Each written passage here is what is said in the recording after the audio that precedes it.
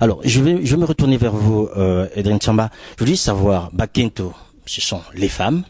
Et aujourd'hui, vous êtes présente dans le milieu entrepreneurial féminin en Île-de-France.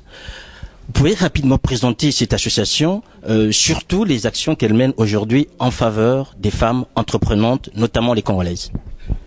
Alors, Bakento se veut une association d'entrepreneurs femmes, mais c'est une association qui contribue aussi à l'investissement en Afrique.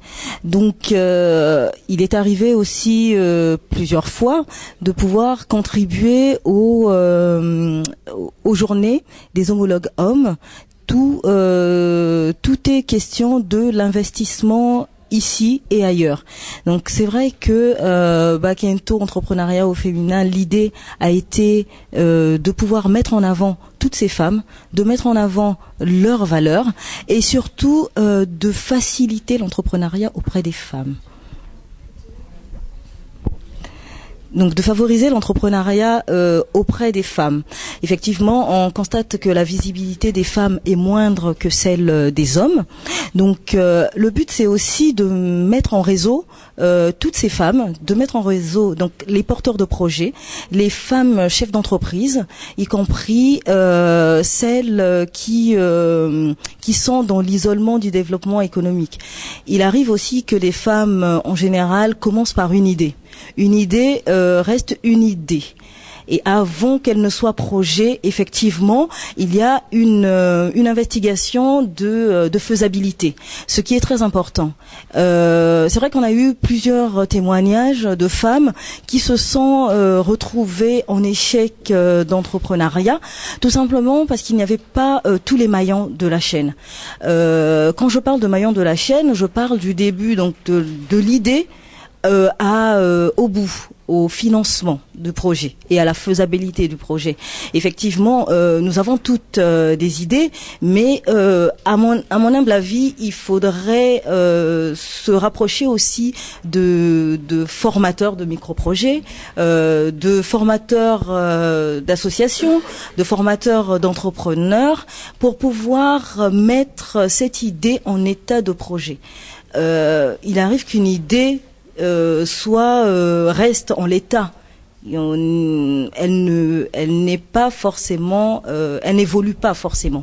Et l'idée de Bakento, c'est de regrouper donc toutes ces femmes qui ont toutes des idées, de pouvoir autour d'une table ronde, de pouvoir en parler, et en face aussi d'avoir des professionnels qui peuvent répondre, et ça permet un échange pour pouvoir avancer. Donc tout ça, comme on en parlait, c'est tout ce qu'on souhaite, c'est une synergie, qu'on puisse travailler ensemble pour pouvoir évoluer dans l'entrepreneuriat.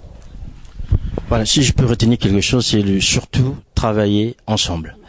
Et ce que je voudrais que vous me disiez, mesdames, votre point de vue par rapport à cette journée, les échanges que vous avez vécus ici, qu'est-ce que vous en tirez comme expérience? On voit que la femme congolaise est arrivée avec énormément de questions. Elle avait beaucoup de questions et elle avait faim et soif de réponses. Et elle a beaucoup d'attentes. Donc cette journée, on retient une chose, c'est que il ne faudrait pas que ça reste en one shot. Il faudrait absolument que cette journée se renouvelle et que à notre prochaine rencontre, que nous apportions du concret. C'est-à-dire voilà, aujourd'hui le 28 avril, il y a eu telle chose, 28 avril 2012, il y a eu telle chose. Voilà, 28 avril 2013 ou 30 avril 2013, je n'en sais rien. Concrètement, voilà les actions qui ont été menées. Le ressenti que j'ai eu, je pense que les femmes qui étaient dans le public ne me contrediront pas. Leurs attentes, c'est du concret. Elles en ont ras-le-bol du blabla.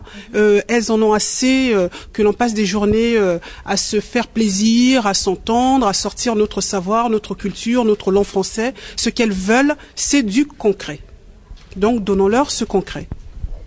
Frédéric Lumetto, le concret.